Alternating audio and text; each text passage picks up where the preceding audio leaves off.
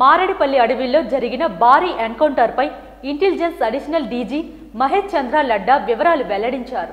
మారేడుమిల్లు అడవుల్లో జరిగిన భారీ ఎన్కౌంటర్పై ఇంటెలిజెన్సీ అడిషనల్ డీజీ మహేష్ చంద్ర లడ్డా వివరాలు వెల్లడించారు. మంగళవారం తెల్లవారుజామున 5 నుండి 6 గంటల మధ్య భద్రతా బలగాలు మావోయిస్టులతో ఎదురుకాల్పులు జరిగాయని తెలిపారు. ఈ ఎన్కౌంటర్లో మొత్తం 6 మావోయిస్టులు మృతి చెందినట్లు ఆయన వెల్లడించారు. మృతుల్లో మావోయిస్టులు కీలక నేత హిడ్మా, అతని సతీమణి, మరొక 4 మావోయిస్టులు ఉన్నారని తెలిపారు. మరో 5 మావోయిస్టులు అక్కడి నుంచి తప్పించుకున్నారని చెప్పారు. Few cadres, including the leaders, are planning to shift to Andhra Pradesh due to continuous pressure in Chhattisgarh. So we are keeping a continuous watch on that. In continuation to that, in last 1 or 2 days, we had a very specific intelligence that few of the top Maoist leaders are entering into Andhra Pradesh and they are planning to revive the movement.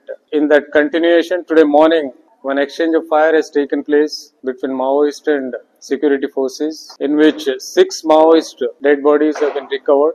So far, what identification we could fix is Madhvi Hidma. He is the Central Committee member and 1st Battalion Commandant and one of the most wanted and dreaded Maoist. His body has been recovered. His wife Raje, her body has been recovered. ఇటీవల మావోయిస్టులకు సహకరిస్తున్న 31 మందిని అదుపులోకి తీసుకున్నామని, ఇంకా మరో 26 మందిని అదుపులోకి తీసుకోవాల్సి ఉందని అడిషనల్ డీజీ తెలిపారు. మృతి చెందిన మావోయిస్టుల మృతదేహాలను రంపచోడవరం ఏరియా ఆసుపత్రికి తరలించి పోస్టుమార్టం నిర్వహించినట్లు పేర్కొన్నారు.